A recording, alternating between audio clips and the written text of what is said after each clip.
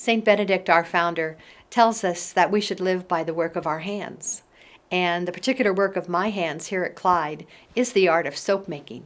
So I'm happy to take you along the journey, show you what I do, how I do it, and introduce you to the Soap Sister.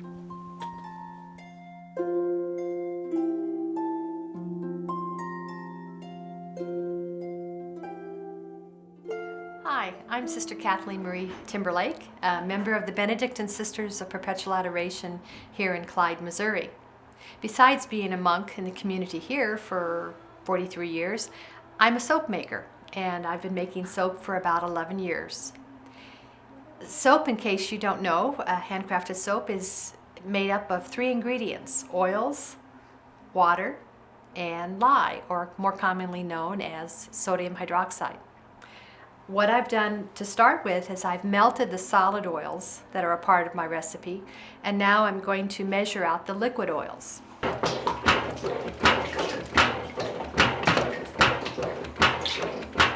Okay, what we have here are the oils, the hard oils, coconut, palm kernel, shea butter, cocoa butter.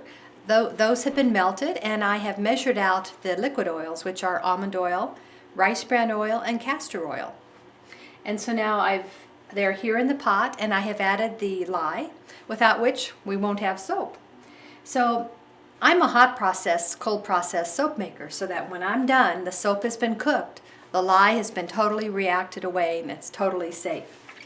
But what's a little bit different about my soap is that in the beginning, 11 years ago when I started to make soap, I thought, how do I bring together our life of prayer? That's my main work, prayer. How do I bring that together with the soap making? So then I had the idea, the inspiration to add a little bit of holy water to my soap, and I pray for everybody who's going to use it. So that's what I'll do here. Add in the holy water. And so now, whenever you're using my soap, you're also remembered in prayer.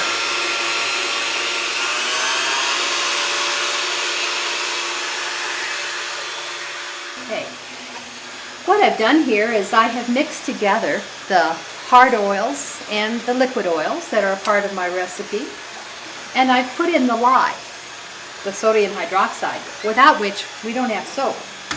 Because as I mentioned earlier, the 3 main ingredients of soap are lye, oils, and water. So what's happened here is I have mixed together all of those ingredients, and it has gotten thick to what a soap maker would call trace. You know how when you're making pudding and you take the pudding and you let it fall back on itself and you can see the design that it makes? Well, the same thing happens in soap. A soap maker looks for trace. So my soap has reached trace, and so now I'm going to remove this stick blender, this huge stick blender, and it's going to cook now for about 45 minutes. And then we'll be ready to whip it up and to add the fragrance oils and any botanicals that I'll use.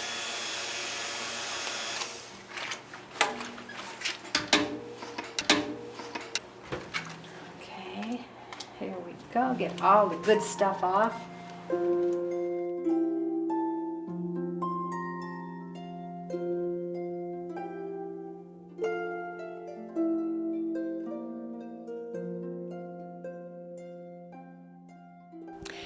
Well, I like to call this room the heartbeat of the soap shop.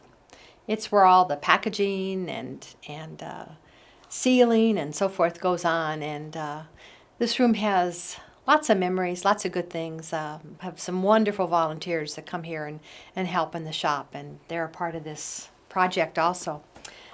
What I'm doing right here is packaging a Cinema gift box.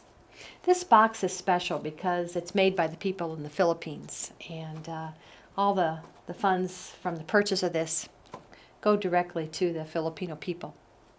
So, people like to comment or have commented about my packaging, and as if it's something fantastic and wonderful, but actually I don't know how it came to be. I started out with just a simple, what they call a cigar packaging around the soaps. That is a piece of corrugated paper. And I changed it because I didn't like the people touching the soaps before they were purchased. So that's one of the reasons I like this little bag a whole lot. But these bags are all hand sewn, so when you get your soap, you know that a lot of work and effort and care has gone into it. But anyway, this is a little gift box that I prepare, and just wrap a little fine thing around it here and make a bow, and it's good to go. We do lots of soaps. I know one year, I think I counted, I did 18,000 bars, made 18,000 bars of soap, and was on track of hopefully increasing that last year when the flood came along and destroyed my calendar that I was keeping track on. So who knows how many soaps I've made. But I love it. I love doing it. Never dreamed I'd be a soap maker, and just really enjoy sharing this on behalf of the congregation with everybody who orders our soap.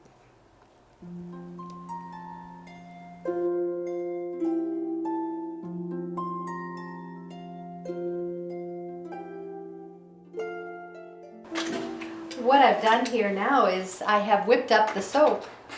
The lye is totally gone, and it's safe. It's hot, but it is no longer caustic. And I'm just going to get the soap cleaned off here, and then I'm going to weigh the soap in 8-pound batches. And at that point, I will add the fragrance and any other botanicals that I might want to add, but actually what I've chosen to make today, I won't be adding botanicals. Let me just give it a good stirring. It is ready for me to pour into the mold, which I've got right here. Okay, here we go. Get all the good stuff out of the pan here. Actually, I said earlier, not on camera of course, feels like I'm on a cooking show here. They do say, other soap makers have said around the world, that if you like to bake, you probably will enjoy soap making, and it's really true. I love to bake. I bake a lot for the community here.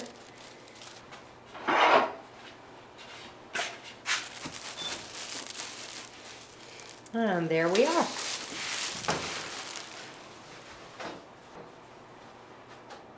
Even though it's been snowing out, this is spring rain.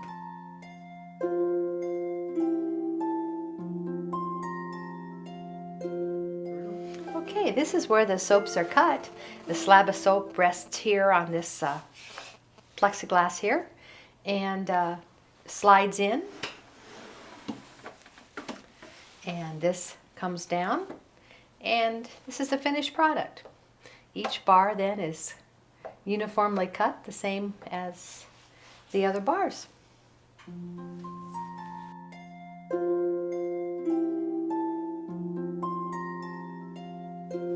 I think basically, Benedict tells us that we should live by the work of our hands. And so this has been a wonderful way for me, and I'm sure our sisters in Wyoming and others of our sisters who practice crafts. Sister Rebecca's a potter and so forth. It is a way of giving glory to God with the work of our hands, and it helps support our community because we are all in this together.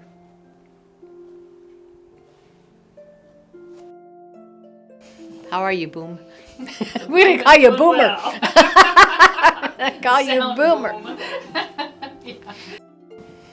Do you want another bite, sister? I'll be okay. Even though I'm starving, but I'll be okay. Our founder, Saint Benedict, tells us that we should work. Oh, I messed that one up.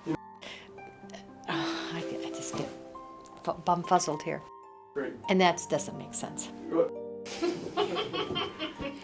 All for the glory of God. What can we say? My part's easy.